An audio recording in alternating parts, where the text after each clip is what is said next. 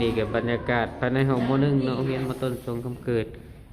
ภาคเช้าก็มีการสอบเซ็นวิชาภาษาลาววรรณคดีกะสีแล้วแล้วเนาะบางองค์ก็แล้วแหละส่วนหลายก็แล้วเนาะเป็นไดมันนี่ฮะผ่านไปโดยดีวะฮะสัมภาษณ์ได้มันฮะ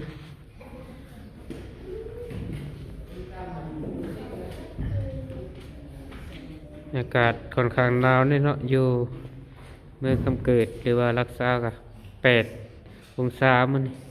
ช่วงเช้านี่อืมนี่นักเรียนเก่งสมเชย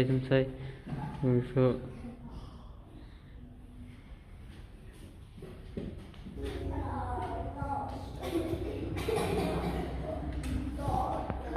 อืมผมม.2เนาะจบสิ่งวิชาภาษาลาวนะดีคักเศร้าจะเวลากับสิหมดแล้วยังอีก10 กว่านาทีเนาะตั้งใจเข้าเรียนหนึ่งกะ